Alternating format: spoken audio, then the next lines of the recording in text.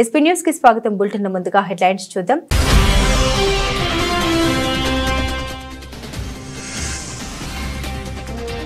రాజ్యసభ సభ్యత్వానికి రాజీనామా చేసిన విజయసాయిరెడ్డి స్పీకర్ ఫార్మాట్ లో రాజీనామా లేఖ అందజేత.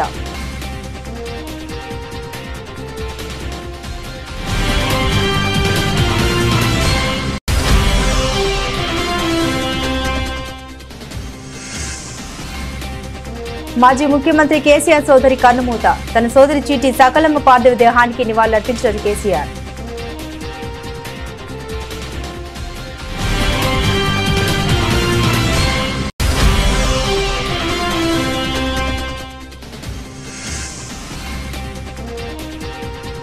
అలా చేస్తే ₹1 ఇవ్వం. రేషన్ కార్డులపై బండి సంజయ్ సంచలన వ్యాఖ్యలు.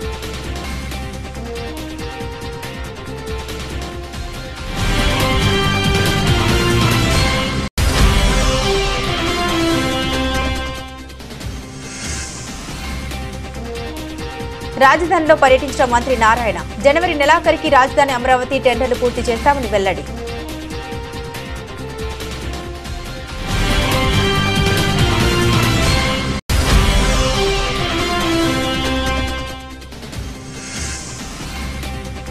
రేవంత్ రెడ్డి సీఎం అయ్యాక తెలంగాణ లంచాల అడ్డాగా మారింది. ఎమ్మెల్యే రాజాసింగ్ సంచలన వ్యాఖ్యలు.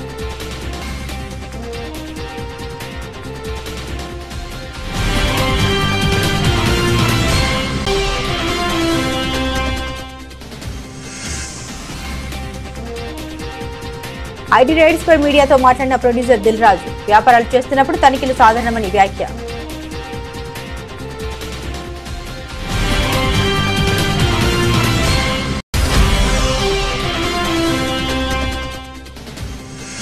విద్యార్థులను నవ్వాలని చెప్పుతో కొట్టిన ఉపాధ్యాయుడికి దేహశుద్ధి చేసిన విద్యార్థుల తల్లిదండ్రులు.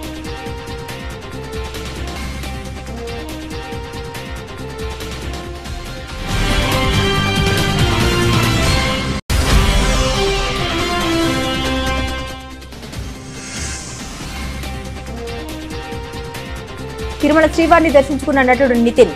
కుటుంబ సమేతంగా స్వామివారికి మొక్కులు చెల్లించుకున్న నితిన్.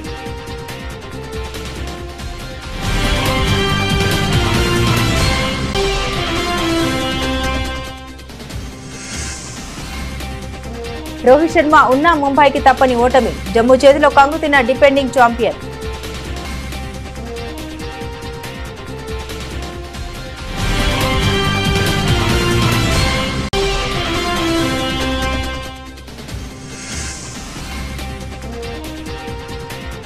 మహిళలకు బిగ్ షాక్. జీవితకాల గరిష్టానికి బంగారం ధర.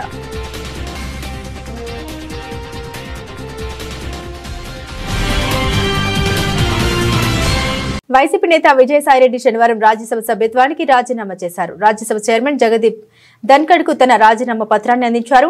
స్పీకర్ ఫార్మాట్ లో ఆయన రాజీనామా లేఖను సమర్పించారు. అనంతరం మీడియాతో మాట్లాడుతూ విజయసాయి కీలక వ్యాఖ్యలు చేశారు. వైసీపీ అధినేత జగన్ కేసులో అప్రూవరుగా మారాలని తనపై ఎంతో మంది ఒత్తిడి చేశారని విజయసాయి తెలిపారు. రాష్ట్రంలో కూటమి ప్రభుత్వం వచ్చిన తర్వాత కాకినాడ పోర్టు అంశంలో తనపై కేసు నమోదు చేశారని చెప్పారు. తనపై లుకౌట్ నోటీసులు జారీ చేశారని తెలిపారు. కేవీ రావుతో తనకు సంబంధాలు లేవని చెప్పారు. విక్రాంత్ రెడ్డిని కేవీ రావు వద్దకు తాను పంపించలేదని అన్నారు. సిఐడి తనను విచారణకు పిలువలేదని తెలిపారు. తన రాజీనామాతో కూటమికి లాభమని చెప్పారు. రాజకీయాల నుంచి తప్పుకుంటే తాను బలహీనుడిగా మారతానని, అలాంటప్పుడు రాజీనామా చేస్తే తనను కేసుల నుండి ఎందుకు తప్పిస్తారని ప్రశ్నించారు. న్యూస్ ఛానల్ పెట్టే ఆ అంశంపై పునరాలోచన చేస్తామని చెప్పారు. బెంగళూరు, విజయవాడలో ఒక్కొక్క ఇల్లు, వైజాగ్ లో ఒక అపార్ట్మెంట్, ఇవే తన ఆస్తులని తెలిపారు. బీజేపీ ఎంపీ పదవి గురించి కానీ, గవర్నర్ పదవి గురించి కానీ తనకు ఎవరి నుండి ఎలాంటి హామీలు లేవని చెప్పారు. నా యొక్క రాజ్యసభ సభ్యత్వానికి ఇంకా 3.5 సంవత్సర కాలం ఉన్నప్పటికీ కూడా రాజీనామాని ఉపరాష్ట్రపతి గారు మా యొక్క రాజ్యసభ చైర్మన్ అధ్యక్షుల వారికి సమర్పించడం జరిగింది. ఆయన ఆ రాజీనామాను ఆమోదించడం కూడా జరిగింది. బీఆర్ఎస్ అధినేత మాజీ ముఖ్యమంత్రి కల్వకుంట్ల చంద్రశేఖరరావు సోదరి చీటి సకలమ్మ గత రాత్రి మృతి చెందారు. ఆమె వయసు 82 సంవత్సరాలు. గత కొంతకాలంగా అనారోగ్యంతో బాధపడుతున్న ఆమె హైదరాబాద్ లో ఆసుపత్రిలో చికిత్స పొందుతున్నారు. పరిస్థితి విషమించడంతో గత రాత్రి శ్వాస విడిచారు. కేసీఆర్ కు సకలమ్మ 5వ సోదరి. సిరిసిల్ల జిల్లా ఎల్లారెడ్డిపేట మండలంలోని పెదిర ఆమె స్వగ్రామం. ఆమె భర్త హనుమంతరావు కొన్నేళ్ల క్రితమే మృతి చెందారు. వీరికి 3 కుమారులు ఉన్నారు. దివంగతులైన తన సోదరి చీటి సకలమ్మ పార్థివ దేహానికి కేసీఆర్ నివాళులర్పించారు. సకలమ్మ కుటుంబ సభ్యుల్ని కేసీఆర్ ఓదార్చారు. సకలమ్మ మరణ వార్త తెలుసుకున్న బీఆర్ఎస్ అగ్రనేతలు కేటీఆర్, హరీష్ రావు, కవిత సకలమ్మ పార్థివ దేహానికి నివాళులర్పించి కుటుంబ సభ్యులను ఓదార్చారు. నేడు ఆమె అంత్యక్రియలు నిర్వహించనున్నారు.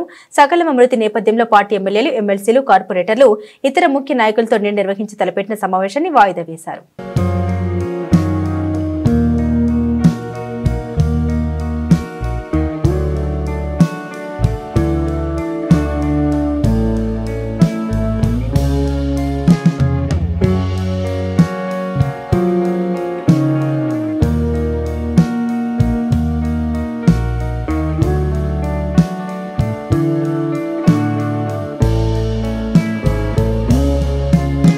జనవరి నెలాఖరికి రాజధాని అమరావతి టెండర్లు పూర్తి చేసి ఫిబ్రవరి 2వ వారంలో పనులు ప్రారంభిస్తామని రాష్ట్ర పురపాలక పట్టణ అభివృద్ధి శాఖ మంత్రి పొంగూరు నారాయణ వెల్లడించారు.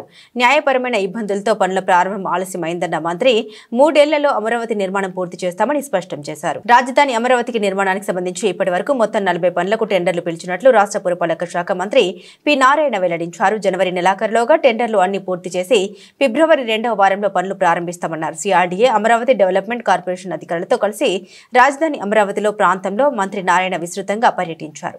నేలపాడు సమీపంలోని అడ్మినిస్ట్రేటివ్ టవర్లు, హైకోర్టు రాష్ట్ర ఫౌండేషన్ వద్ద నీటి పంపింగ్ ను మంత్రి నారాయణ పరిశీలించారు. ప్రపంచంలో టాప్ 5లో ఒకటిగా అమరావతిని నిలపాలన్న లక్ష్యంగా పెట్టుకుని ఐకానిక్ భవనాల డిజైన్లను నార్మన్ ఫాస్టర్ సంస్థ చేత చేయించామని తెలిపారు. గత జగన్ సర్కార్ మాపే కక్షతో నిర్మాణాలు ఆపివేసిందని ఆయన విమర్శించారు. న్యాయపరమైన ఇబ్బందులతో కారణాలతో పనుల ప్రారంభం ఆలస్యమైందన్న మంత్రి నారాయణ 3 ఏళ్లలో అమరావతి నిర్మాణం పూర్తి చేస్తామని స్పష్టం చేశారు.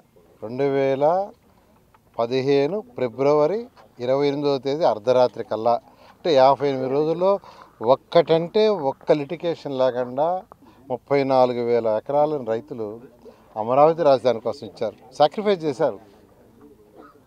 దానికి తగ్గట్టుగానే ముఖ్యమంత్రి గారు దీన్ని ప్రపంచంలో ఉన్న టాప్ 5 సిటీస్లో ఒక సిటీ చేయాలనే ఉద్దేశంతో ఆ బాధ్యత నాకు ఇస్తే నేను అనేక విదేశాలు తిరిగి స్టడీ చేసి నార్మన్ ఫాస్టర్ అండ్ పార్ట్నర్స్ అని లండన్లో వరల్డ్లో టాప్ 10లో ఒకరు, వాళ్ళ దగ్గర యాక్చువల్గా బిల్డింగ్స్ డిజైన్ చేయించాం.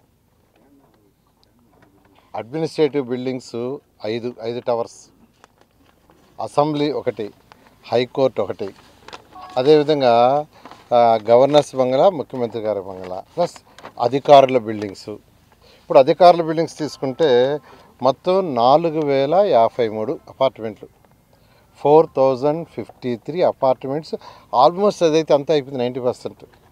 ఇప్పుడు 2014-19కే 4,053 అపార్ట్మెంట్స్ అధికారుల కోసం, అటు సెక్రటరీస్ కావచ్చు, మినిస్టర్స్ కావచ్చు, ఎమ్మెల్యేస్ కావచ్చు, జడ్జెస్ కావచ్చు, అదే గ్రూప్ డి కావచ్చు, అందరి కోసం 4,053 కన్స్ట్రక్షన్ ఆల్మోస్ట్ ఫైనల్ స్టేజ్లో. అంటే మరొక 4 నెలలు ఉంటే అయిపోయేది.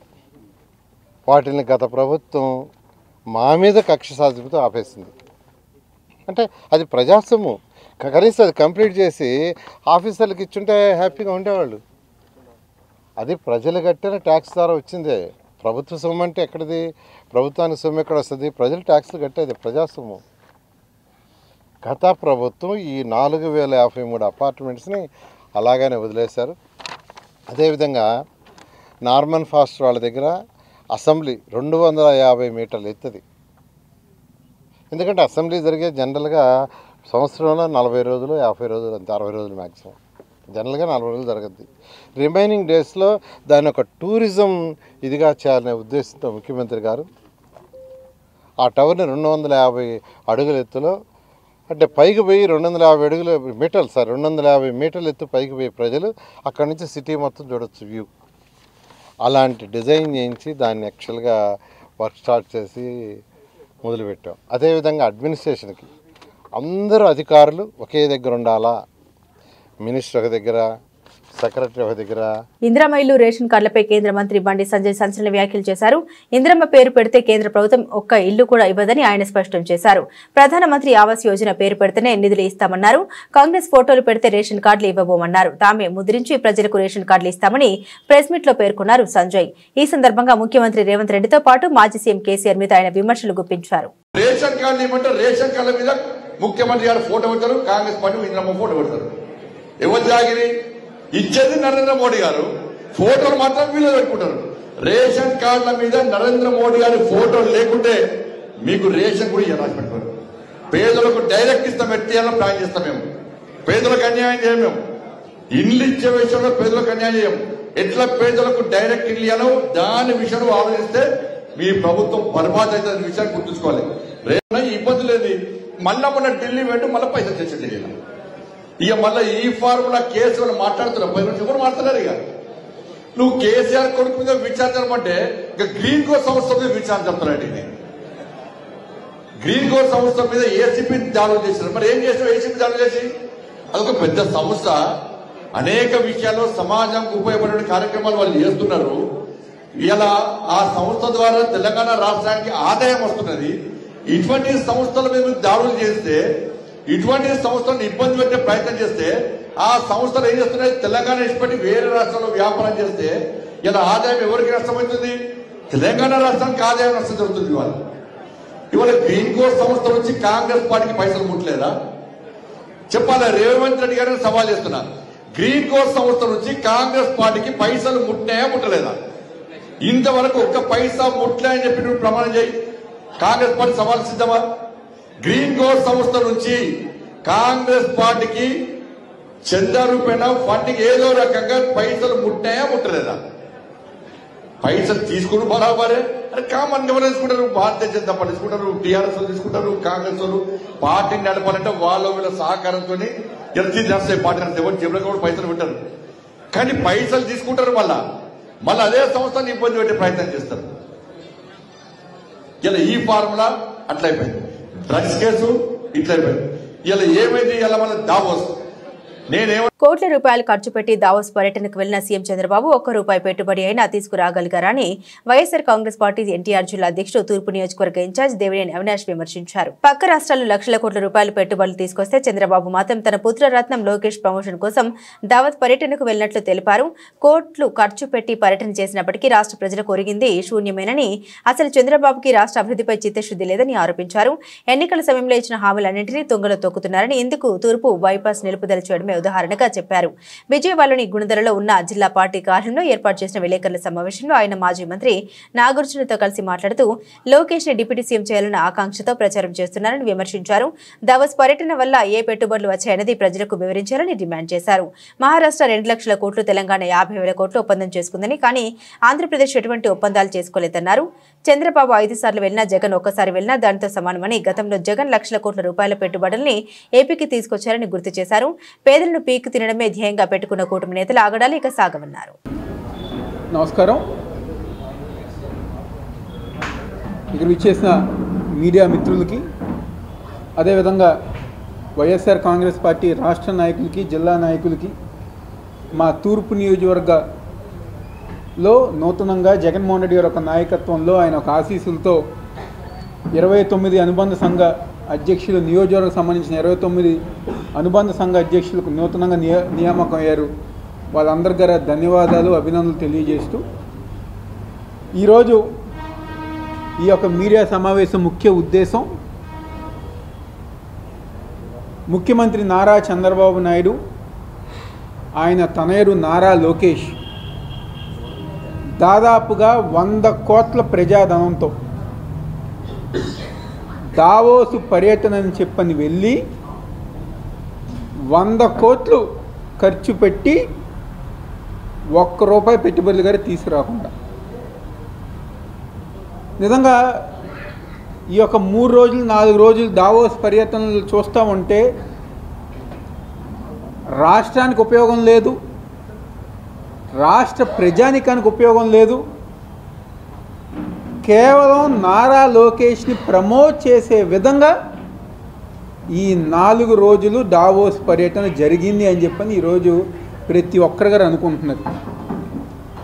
ఎందుకంటే డావోస్ పర్యటన వెళ్ళక ముందు దగ్గర నారా లోకేష్ని డిప్యూటీ సీఎం చేయాలని చెప్పిన ఒక వాదన వినిపించారు. డావోస్ పర్యటన వెళ్ళగానే అక్కడ సాక్షాత్తు ముఖ్యమంత్రి సమక్షంలోనే ఒక మంత్రి ఉంటూ నారా లోకేష్ని ముఖ్యమంత్రి చేయాలని చెప్పని అన్నారు. నిన్న ముగింపు చివరి రోజున వైజాగ్లో అనుకుంటా ఒక ఎమ్మెల్యే గారు తనయురు మాట్లాడుతూ అసలు నారా లోకేష్ డిప్యూటీ సీఎం ఏంటి, ముఖ్యమంత్రి ఏంటి, ప్రధానమంత్రి అర్హుడు నారా లోకేష్ అని చెప్పని మాట్లాడుతున్నారు. అంటే కేవలం కుటుంబ ప్రమోషన్ కోసం 100 కోట్లు ప్రజాధనాన్ని ఉపయోగించింది కూటమి ప్రభుత్వం. రేవంత్ రెడ్డి ముఖ్యమంత్రి అయ్యాక తెలంగాణ రాష్ట్రం లంచాల అడ్డాగా మారిందని గోషమహల్ బీజేపీ ఎమ్మెల్యే రాజాసింగ్ సంచలన వ్యాఖ్యలు చేశారు. పోలీసు అధికారులు లంచాలు తీసుకోవడంపై ఎమ్మెల్యే తీవ్ర స్థాయిలో మండిపడ్డారు. ఈ మేరకు రాజాసింగ్ ఒక వీడియో విడుదల చేశారు. ప్రస్తుతం తెలంగాణ రాష్ట్రం లంచాలకు అడ్డాగా మారిపోయింది. ఒకప్పుడు కానిస్టేబుల్, ఎస్ఐ, ఏసీపీ లంచాలు తీసుకోవాలంటే భయం ఉండేది. కాంగ్రెస్ ప్రభుత్వం వచ్చిన తర్వాత లంచాల దందా పెరిగింది. కరీంనగర్ జిల్లా పరిధిలోని Jammikunta police station inspector Ravikumar కు సంబంధించిన ఓ ఆడియో క్లిప్ వైరల్ అవుతుంది. ఆ ఇన్స్పెక్టర్ ఓ కేసులో 3 లక్షల లంచం తీసుకుంటున్నట్లు ఆ ఆడియోలో ఉంది. ఇన్స్పెక్టర్ బాత్రూమ్ లో డబ్బులు పెట్టినట్లు బాధితుడు చెబుతున్నాడు. సీసీటీవీ ఫుటేజ్ చెక్ చేయాలని బాధితుడు ఉన్నతాధికారులను వేడుకుంటున్నట్లు ఆడియోలో ఉందని రాజాసింగ్ తెలిపారు. లంచాలు అడ్డా తెలంగాణ. ఒకప్పుడు ఏదైనా ఒక కానిస్టేబుల్ గాని, ఒక ఎస్ఐ గాని, ఒక ఇన్స్పెక్టర్ గాని, ఒక ఏసీపీ గాని ఎవరి దగ్గరైనా లంచాలు తీసుకోవాలంటే ఒక భయం ఉండేది. కానీ తెలంగాణలో కొత్త గవర్నమెంట్ వచ్చిన తర్వాత, కాంగ్రెస్ గవర్నమెంట్ వచ్చిన తర్వాత లంచాలు దందా పెరిగింది. ఇప్పుడు కరీంనగర్లో జమ్మికుంట పోలీస్ స్టేషన్ లిమిట్ లో ఉన్న ఇన్స్పెక్టర్ గారు, ఆయన పేరు రవికుమార్, మొత్తం ఆయన ఒక వాయిస్ క్లిప్ వైరల్ అవుతున్నాయి. నాకు కూడా మీడియా పరంగానే తెలిసింది. 3 లక్షల రూపాయలు ఒక బాధితుడు ఆయన బాత్రూమ్ లో పెట్టిందంట. సీసీటీవీస్ చెక్ చేయండి, నేను ఆయన ఒక కేసులో నాకు డబ్బులు అడిగిండు, నేను బాత్రూమ్ లో డబ్బులు పెట్టిన 3 లక్షలు, అది సీసీటీవీ చెక్ చేయండి అని కూడా ఆ బాధితుడు ఆయన చెప్తుండు. అది కాకుండా నా గోషామేల్ నియోజకవర్గంలో షహినాజ్గంజ్ పోలీస్ స్టేషన్ లిమిట్ లో సిఐఏ బాబు చౌహాన్ దాదాపు ఒక కేసు నుంచి నేను నీ పేరు తీసేస్తా, నువ్వు 1,50,000 రూపాయలు ఇవ్వాలి అని లంచం అడిగిండు. 50,000 రూపాయలకి ఆయన ఫిక్స్ అయింది. ఏసీపీ అధికారులు ఈ షహనాజ్గంజ్ పోలీస్ స్టేషన్ లిమిట్ లో ఉన్న ఆ ఇన్స్పెక్టర్ ని, ఆ బాబు చౌహాన్ ని అరెస్ట్ చేసినారు. ఇట్లా కాకుండా చాలా వరకు ఈ సంవత్సరంలో చాలా వరకు పోలీసులు లంచం తీసుకుంటా అరెస్ట్ అవుతున్నారు. నేను కమిషనర్ గారికి, అంటే సివి ఆనంద్ గారు చాలా సిన్సియర్ ఆఫీసర్, చాలా మంచి వ్యక్తి, వాళ్ళు ఎంత స్టిక్ చేసిన తర్వాత కూడా అసలు ఈ లంచం మాఫియా ఎట్లా నడుస్తుంది దానిపైన కొద్దిగా సివి ఆనంద్ గారు దృష్టి పెట్టాలని నేను సివి ఆనంద్ గారికి రిక్వెస్ట్ చేస్తున్నా. అదేవిధంగా అసలు పోలీస్ అధికారులు వాళ్ళ చెంబర్లో కానీ, వాళ్ళు ఎక్కడెక్కడ వాళ్ళ మూమెంట్ ఉంటుంది అక్కడ కూడా సీసీటీవీస్ కెమెరాస్ పెట్టాలని నేను మా కమిషనర్ గారికి, డీజీపీ గారికి కోరుతున్నాను. ఎందుకంటే ఒక వ్యక్తి పైన ఇల్లీగల్ గా కేసు పెట్టిన తర్వాత ఆ పేరు నేను తీసేస్తా. టాలీవుడ్ ప్రముఖ నిర్మాత దిల్ రాజు నివాసంలో ఆఫీసులో 4 రోజుల పాటు ఐటీ రైడ్స్ జరిగిన విషయం తెలిసిందే. ఈ దాడులపై నిర్మాత దిల్ రాజు శనివారం మీడియాతో మాట్లాడారు. వ్యాపారాలు చేస్తున్నప్పుడు ఐటీ రైడ్స్ జరగడం సాధారణమేనని వివరణ ఇచ్చారు. తనతో పాటు సినీ వ్యాపార ప్రముఖులపైన సోదాలు జరిగాయని దిల్ రాజు గుర్తు చేశారు. తమ సంస్థలపై 18 ఏళ్ల తర్వాత ఇప్పుడు రైడ్స్ జరిగాయని వివరించారు. ఆదాయపు పన్ను శాఖ వారు రొటీన్ గా రైడ్ జరుపుతుంటారని తెలిపారు. తమ సంస్థలకు సంబంధించిన అకౌంట్స్ బుక్ చూసి ఐటీ అధికారులు ఆశ్చర్యపోయారని, అకౌంట్స్ అన్ని క్లియర్ గా ఉన్నాయని చెప్పారన్నారు. అధికారులు వచ్చినప్పుడు తన ఇంట్లో ఆఫీసులో మొత్తం 20 లక్షల లోపు నగదు ఉందని చెప్పారు. ఐటీ దాడులు జరుగుతున్నప్పుడు ఇంట్లో నుండి ఎవరిని బయటకు వెళ్లనివ్వరని గుర్తు చేశారు. తన నివాసంపై ఆఫీసులో జరిగిన ఐటీ దాడుల విషయంలో పుకార్లు ప్రచారం చేయదని మీడియాకు దిల్ రాజు విజ్ఞప్తి చేశారు. మీ అందరికీ తెలిసిందే, 4 రోజుల నుంచి ఫిలిం ఇండస్ట్రీలో అండ్ ఇంకా కొన్ని ప్రైవేట్ సెక్టార్స్ మీద ఇన్కమ్ ట్యాక్స్ సెర్చ్లు జరిగాయి. సో ఈ సెర్చ్లో విచిత్రం ఏంటంటే మీడియా వాళ్ళందరూ ఛానల్స్లో కానీ సోషల్ మీడియాలో కానీ నేను సెలబ్రిటీని కాబట్టి ఎన్నో సెర్చ్లు జరుగుతున్నా సో నా న్యూసే మీకు క్యూరియాసిటీ ఉంది కాబట్టి మీడియాకి కానీ మీ మీడియా ద్వారా సొసైటీకి కానీ సో దానికి మీరు ఎంత ఫోకస్ చేస్తున్నారో 4 రోజుల నుంచి మీడియా ద్వారా చూస్తూనే ఉన్నాం. సో అందుకే మీ క్యూరియాసిటీకి దీనికి 4 రోజుల నుంచి ఏమి జరిగింది అనేది చెప్పాల్సిన అవసరం ఉందని మీ అందరినీ పిలవడం జరిగింది. లేకుంటే తెలిసింది తెలియని ఏదేదో న్యూస్లు వేసుకుంటూ 4 రోజుల నుంచి హైలైట్ చేస్తూ ఉన్నారు. ఇన్కమ్ ట్యాక్స్ సెర్చ్ అనేది మాకు 2008లో ఒకసారి జరిగింది. అంటే దాదాపు 16 సంవత్సరాల తర్వాత ఈ సెర్చ్ జరిగింది. మధ్యలో 3 times సర్వేస్ ఉన్నాయి. సర్వేస్ అంటే అకౌంట్ ఆఫ్ బుక్స్ అనేది చూస్తారు. సో ఈ సెర్చ్ అనేది ప్రాసెస్, వ్యాపారాలు చేస్తున్నప్పుడు ఇన్కమ్ ట్యాక్స్ చేయాల్సిన ప్రాసెస్. అలాగే మా మీద కానీ అదర్ వేరే ప్రొడక్షన్ హౌసెస్ మీద కానీ ఫైనాన్సర్స్ మీద కానీ నిన్న సెర్చెస్ అన్నీ ఉన్నాయి. పోతే మా దగ్గరకు వస్తే మా కుటుంబం మీద ఏదైతే ఆఫీస్ ప్లేస్ ఉందో ఆఫీస్ దగ్గర ఈ సెర్చ్లు జరిగాయి. సో మొదటి 3 రోజులు ఎవరిది వాళ్ళకి ఇండివిజువల్గా సెర్చ్ చేసి స్టేట్మెంట్స్ తీసుకుంటారు. అయిన తర్వాత లాస్ట్ డే నిన్న ఆఫీస్లో కన్క్లూడ్ చేస్తారు. సో మా హౌజెస్లో జరిగిందా కానీ ఆఫీస్లో జరిగిన దాంట్లో కానీ చాలా రిపీటెడ్గా వేసిన కొన్ని ఛానల్స్లో కానీ సోషల్ మీడియాలో కానీ ఇంత డబ్బు దొరికింది, ఇంత డాక్యుమెంట్స్ దొరికాయి, అది దొరికింది అనేది కొన్ని హైలైట్ చేశారు. ఎక్కడ కూడా మా దగ్గర డబ్బు కానీ డాక్యుమెంట్స్ కానీ ఐడెంటిఫై కానీ మా దగ్గర నుంచి వాళ్ళు తీసుకున్నది కానీ లేదు. నా దగ్గర ఒక 5 lakhs, మా శిరీష్ గారి దగ్గర ఒక 4.5 lakhs, అలాగే మా డాటర్ ఇంట్లో 6 lakhs, ఆఫీస్లో 2.5 lakhs, మొత్తం బిలో 20 lakhs మా అందరి దగ్గర కలిపి బిలో 20 lakhs ఉంది. అలా ప్రతి ఒక్కటిట్లో వాళ్ళు ఇన్కమ్ ట్యాక్స్ ఏమేమి చూశారనేది ఇలా వాళ్ళది అయిన తర్వాత పంచనామా చేసిస్తారు. నాగర్ కర్నూలు జిల్లా బల్మూరు మండలం కొండ నాగుల జెడ్పీ హైస్కూల్లో 9వ తరగతి చదివే 3 విద్యార్థులు తనను చూసి నవ్వారని శ్రీనివాసరెడ్డి అనే ఉపాధ్యాయుడు చెప్పులు విసిరికొట్టాడు. దీంతో విద్యార్థుల మెడకు చెవులకు చెప్పు తగలడంతో గాయాలయ్యాయి. విషయం తెలుసుకున్న విద్యార్థుల తల్లిదండ్రులు పాఠశాలలోనే శ్రీనివాసరెడ్డికి దేహశుద్ధి చేశారు.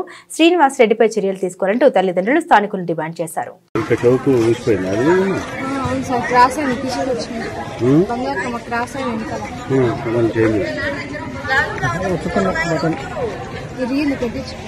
వాళ్ళు ఎటువంటి పనిష్మెంట్ ఇస్తే దాన్ని నేను ఇంప్లిమెంట్ చేస్తాను. అట్లా పనిష్మెంట్ ఇచ్చే అంత హోదా మరి స్కూల్ ఆయన సస్పెండ్ చేయడం లేకపోతే చేసే అధికారం తెలియజేస్తుంది. జరిగిన సంఘటన సార్ ఎంక్వైరీ చేస్తారు, చర్య తీసుకుంటారు. అట్లా పెట్టాలని ఏం లేదు. జరిగిన సంఘటనలు సంఘటనలు భావిస్తున్నాం. జరగదు యాక్చువల్గా 15 ఏళ్ళు 16 ఏళ్ళ హెడ్ మాస్టర్ ఎక్కడ ఇటువంటి ఎప్పుడు జరగలేదు. మీకు పనిచేసిన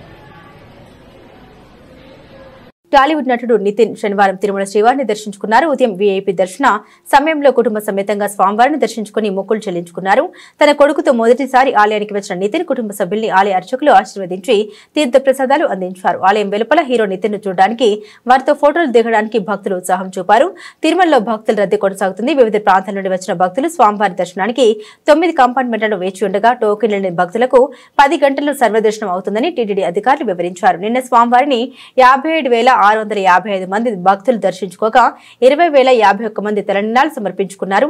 భక్తులు సమర్పించుకున్న కానుకల ద్వారా హుండీ ఆదాయం 2.73 కోట్లు ఆదాయం సమకూరింది.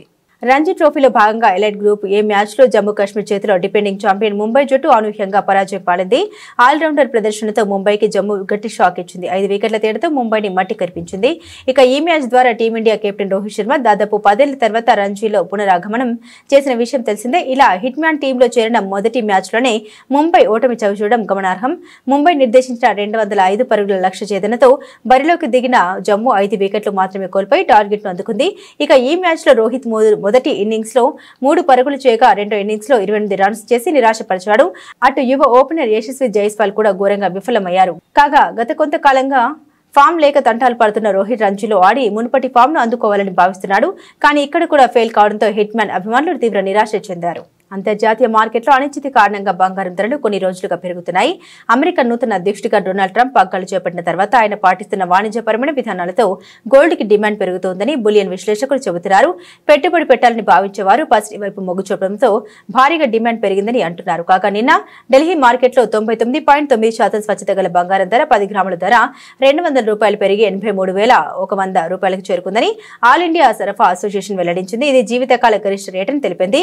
ఢిల్లీలో 22 క్యారెట్ల 10 గ్రాముల బంగారం ధర 10 పెరిగి 75,710 రూపాయలకు చేరుకోగా 24 క్యారెట్ల తులం పసిడి ధర ₹10 పెరిగి 82,580గా ఉంది. హైదరాబాద్ విజయవాడ నగరాల్లో 22 క్యారెట్ల 10 గ్రాముల గోల్డ్ ధర 10 పెరిగి 75,560 ఉండగా 24 క్యారెట్ల పసిడి ధర 10 పెరిగి 82,430కి చేరుకుంది. ఇక వెండి విషయానికి వస్తే దేశ రాజధాని ఢిల్లీలో కిలో వెండి ధర శుక్రవారం 97,500 రూపాయలు ఉండగా నేడు ₹100 పెరిగి 97,600కు చేరుకుంది. అలాగే హైదరాబాద్ విజయవాడ నగరాల్లో కేజీ వెండి నిన్న 1,05,000 రూపాయలు ఉండగా ఇవాళ 100 పెరిగి 1,05,100గా ఉంది. బులెటిన్ ముగించే ముందు హెడ్లైన్స్ మరోసారి.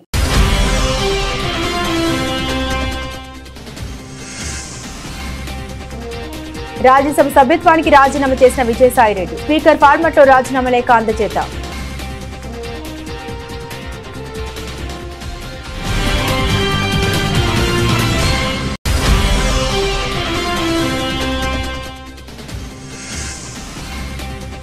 మాజీ ముఖ్యమంత్రి కేసీఆర్ సోదరి కన్నుమూత. తన సోదరి చీటి సకలమ్మ పార్థివ దేహానికి నివాళులర్పించారు కేసీఆర్.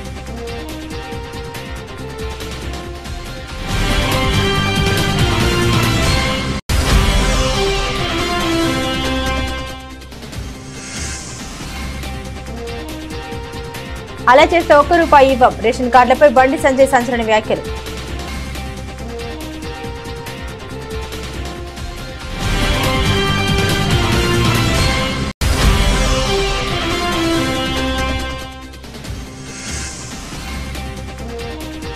రాజధానిలో పర్యటించిన మంత్రి నారాయణ జనవరి నెలాఖరికి రాజధాని అమరావతి టెండర్లు పూర్తి చేస్తామని వెల్లడి.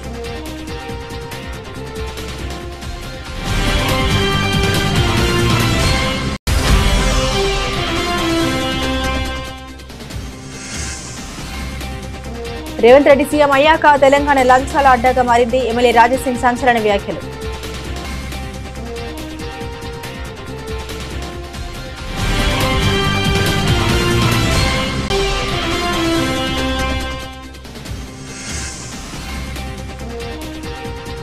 ఐటీ రైడ్స్ పై మీడియాతో మాట్లాడిన ప్రొడ్యూసర్ దిల్ రాజు వ్యాపారాలు చేస్తున్నప్పుడు తనిఖీలు సాధారణమని వ్యాఖ్య.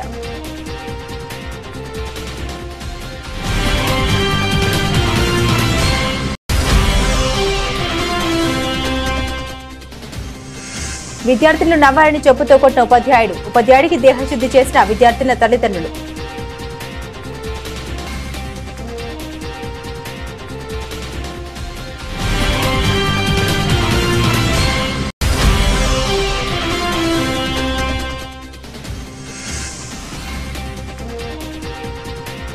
తిరుమల శ్రీవారిని దర్శించుకున్న నటుడు నితిన్. కుటుంబ సమేతంగా స్వామివారికి మొక్కులు చెల్లించుకున్న నితిన్.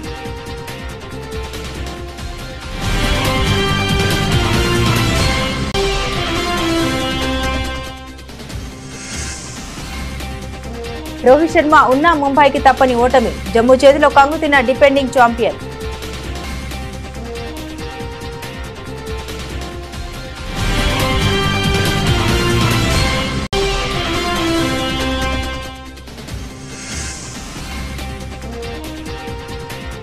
మహిళలకు బిగ్ షాక్. జీవితకాల గరిష్టానికి బంగారం ధర.